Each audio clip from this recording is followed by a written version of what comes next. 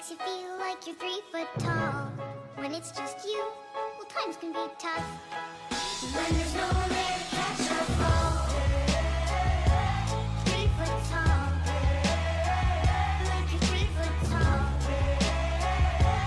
3 foot tall. What's up, guys? And today I want to do a video about recoil control attachments. Alright, so in my last video I told you why I thought some of these attachments were highly overvalued, and I'm going to translate the points that they give you in recoil control into live data. So first off, your recoil control attachments are a percentage based gain on recoil. So on a gun like a Mark 14 with 31 vertical recoil, if I attach a foregrip, it goes down to 26. But on an M4 that starts at 25, it only goes down to 21. So this one has a 5-point difference, where this one has a 4-point difference.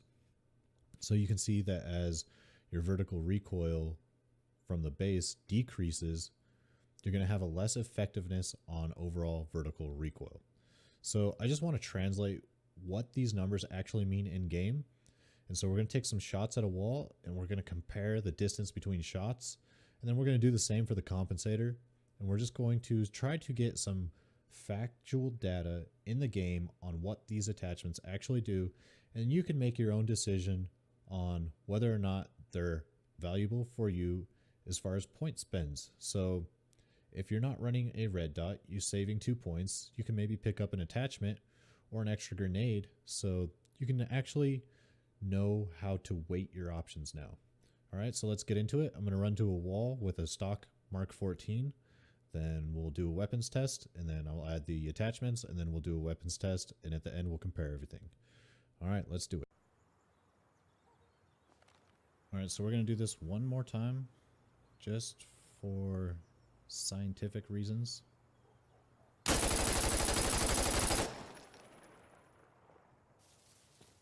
All right, so you can see that there is a slight difference in each time I do this. There might be some amount of randomness in the spray patterns.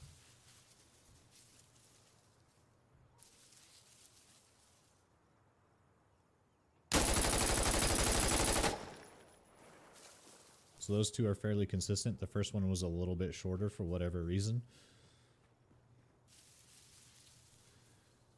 But you can see that obviously there's about, I don't know, a 2 or 3 shot difference in height. So there is a difference when using the foregrip, but is that enough for you to opt for that foregrip point wise? That decision's going to be yours. This is not a video about debating the attachments. This is just a video to show you the differences between the attachments. I'm going to go ahead and grab a compensator, and I'm going to test that next.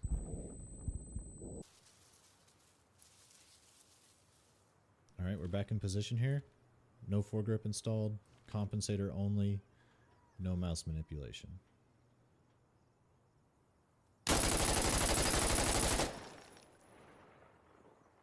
You can see that the spray pattern is pretty high once again, but we have less left to right.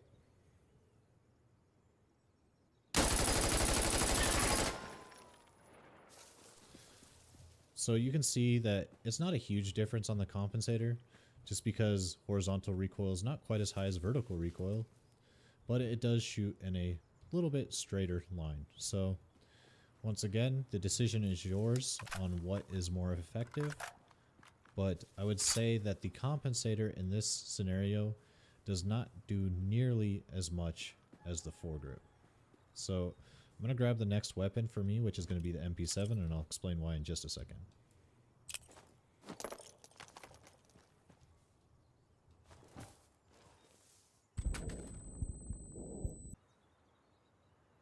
Alright, so the reason why we're going to use the MP7 here is because it has a built-in foregrip, right?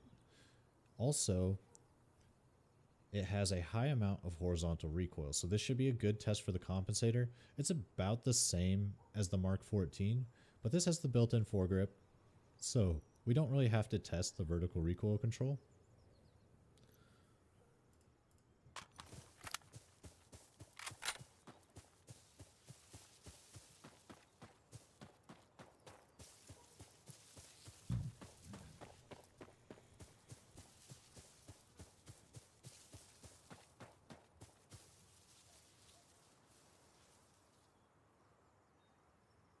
we're in our same spot. I'm just going to go ahead and take a couple shots here. This is a stock MP7.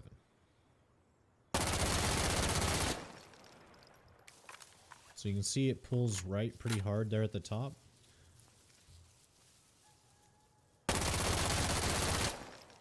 That one's a little bit straighter, but it's still trying to pull right. So let's grab a compensator and see if it fixes that.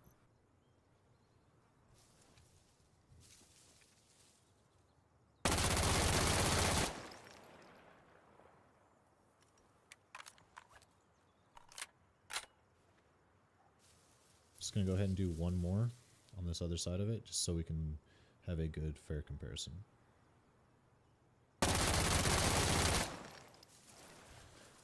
So you can see this one is actually, even the far right one is probably more straight than the other two, as these kind of hook right pretty hard before they come back to center.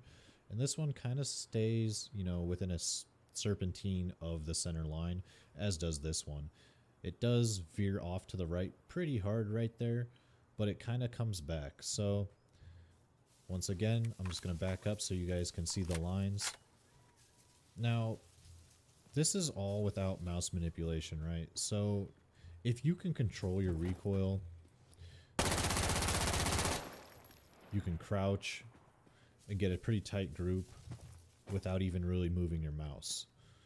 And then if you add mouse manipulation into that crouch, you can pretty much put shots in, you know, just that small circle right there.